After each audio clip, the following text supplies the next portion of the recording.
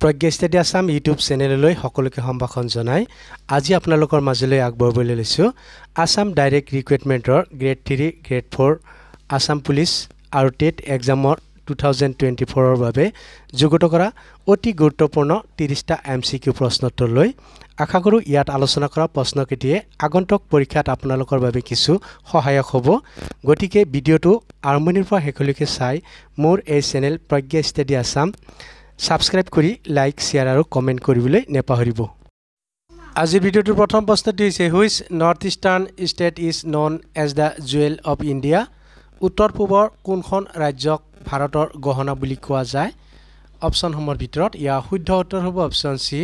মণিপুৰ বন্ধুসকল উত্তৰ পূবৰ মণিপুৰ ৰাজ্যক ভাৰতৰ গহনা বুলি জনা যায় next question which district in Assam is known as the land of red rivers and blue hills অসমৰ কোনখন জিলাক ৰঙা নদী আৰু নীলা পাহাৰৰ দেশ বুলি জনা যায় অপচনসমূহৰ ভিতৰত ইয়াৰ শুদ্ধ উত্তৰ হ'ব অপচন বি কাৰ্বি আংলং বন্ধুসকল অসমৰ কাৰ্বি আংলং জিলাক ৰঙা নদী আৰু নীলা পাহাৰৰ দেশ বুলি জনা যায় next question Jatinga village is located in which district of Assam Jatinga গাঁও অসমৰ কোনখন জিলাত অৱস্থিত অপচন সমূহৰ ভিতৰত ইয়াৰ শুদ্ধ উত্তৰ হ'ব অপচন এ ডিমা হাছাও বন্ধুসকল জাতিংগা গাঁওখন অসমৰ ডিমা হাছাও জিলাত অৱস্থিত আৰু জাতিংগা হৈছে চৰাইৰ সুইসাইড কৰাৰ এটা বিখ্যাত ঠাই next question which is the last north bank tributary of Brahmaputra within Assam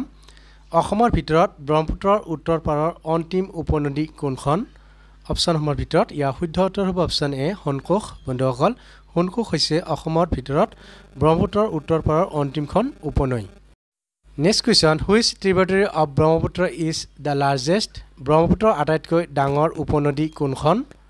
অপচনসমূহৰ ভিতৰত ইয়াৰ শুদ্ধ উত্তৰ হ'ব অপচন ডি সোৱণশিৰি বন্ধুসকল ব্ৰহ্মপুত্ৰৰ আটাইতকৈ ডাঙৰ উপনৈখনৰ নাম হৈছে Subansiri next question which river separates the Karbi Anglong plateau from the Naga hills কোনখন নদীয়ে কাৰ্বি আংলং মালভূমিক নগা পাহাৰৰ পৰা পৃথক কৰে অপচনসমূহৰ ভিতৰত ইয়াৰ শুদ্ধ উত্তৰ হ'ব অপচন সি ধনশিৰি বন্ধুসকল ধনশিৰি নৈয়ে কাৰ্বি আংলং মালভূমিক নগা পাহাৰৰ পৰা পৃথক কৰে next question which is the largest south bank tributary of Brahmaputra ব্ৰহ্মপুত্ৰৰ দক্ষিণ পাৰৰ আটাইতকৈ ডাঙৰ উপনদী কোনখন অপচনসমূহৰ ভিতৰত ইয়াৰ শুদ্ধ উত্তৰ হ'ব অপচন সি কপিলি বন্ধুসকল ব্ৰহ্মপুত্ৰৰ দক্ষিণ পাৰৰ আটাইতকৈ ডাঙৰ উপনৈখনৰ নাম হৈছে Kopili next question in which year did the project tiger in Manas national park commence কোন চনত মানস ৰাষ্ট্ৰীয় উদ্যানত টাইগাৰ প্ৰজেক্ট আৰম্ভ হৈছিল অপচনসমূহৰ ভিতৰত ইয়াৰ শুদ্ধ উত্তৰ হ'ব অপচন এ 1973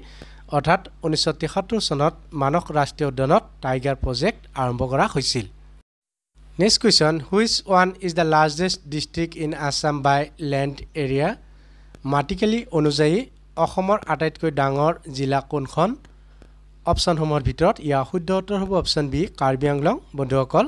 মাটিকালি অনুযায়ী অসমৰ আটাইতকৈ বৃহৎ জিলাখনৰ নাম হৈছে Karbi Anglong next question how many world heritage sites are there in Assam অসমত কিমানখন বিশ্ব ঐতিহ্য ক্ষেত্ৰ আছে অপচনসমূহৰ ভিতৰত ইয়াৰ শুদ্ধ উত্তৰ হ'ব অপচন বি 2খন বন্ধুসকল অসমত 2খন বিশ্ব ঐতিহ্য ক্ষেত্ৰ আছে next question how many oil refineries are there in Assam অসমত কেইটা তৈল শোধনাগাৰ আছে অপচনসমূহৰ ভিতৰত ইয়াৰ শুদ্ধ উত্তৰ হ'ব অপচন এ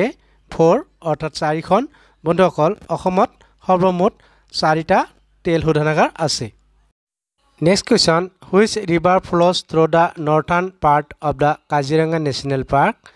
তলৰ কোনটো নদী কাজিৰঙা ৰাষ্ট্ৰীয় উদ্যানৰ উত্তৰ দিশেদি বৈ যায়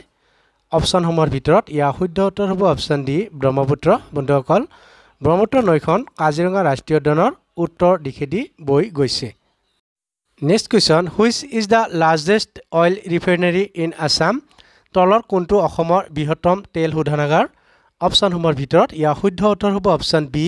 ডিগবৈ বন্ধুসকল অসমৰ বৃহত্তম তেল শোধনাগাৰখনৰ নাম হৈছে ডিগবৈ তেল শোধনাগাৰ next question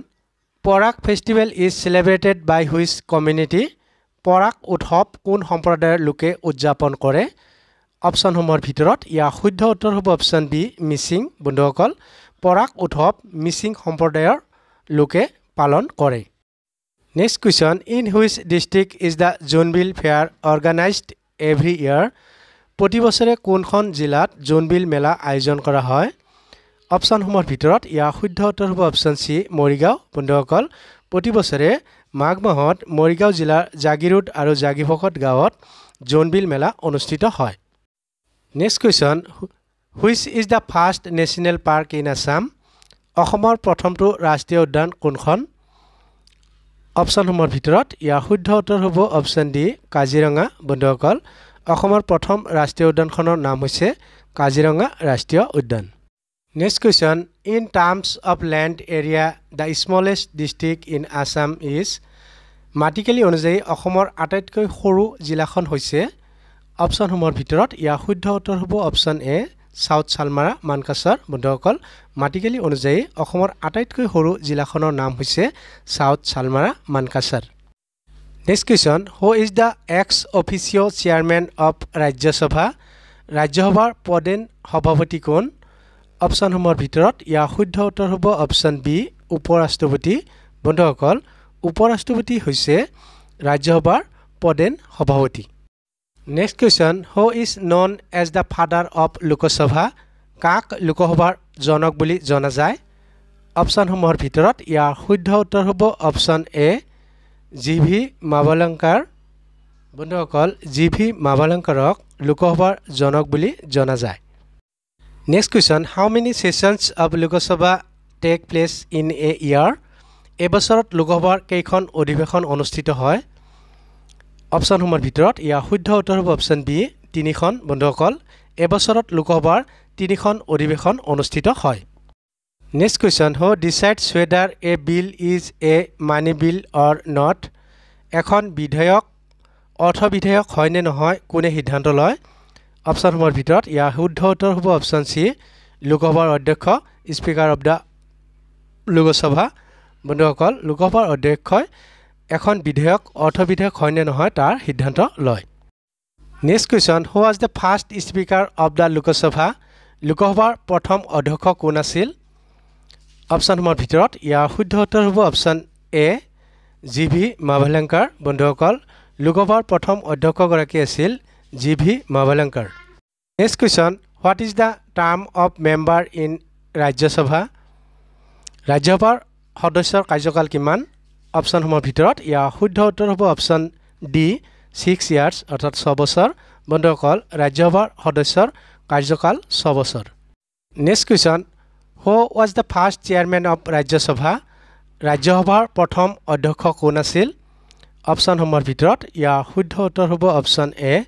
doctor Sarvepalli Radhakrishnan বন্ধুসকল ৰাজ্যসভাৰ প্ৰথমগৰাকী অধ্যক্ষ আছিল ডক্টৰ সৰ্বপল্লী ৰাধাকৃষ্ণন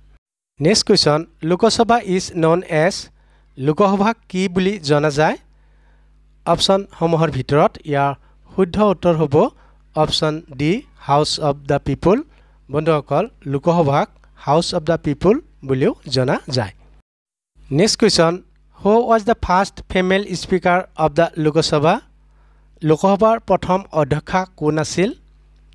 অপশ্যনসমূহৰ ভিতৰত ইয়াৰ শুদ্ধ উত্তৰ হ'ব অপশ্যন ডি মীৰা কুমাৰ বন্ধুসকল লোকসভাৰ প্ৰথমগৰাকী অধ্যক্ষা আছিল Meira Kumar next question how many members are there in Lok Sabha at present বৰ্তমান লোকসভাৰ সদস্য সংখ্যা কিমান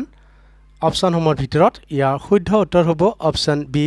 545 অৰ্থাৎ 545 জন বৰ্তমান লোকসভাৰ সদস্য সংখ্যা হৈছে 545 next question what is the name of the upper house of the Indian parliament ভাৰতীয় সংসদৰ উচ্চ সদনৰ নাম কি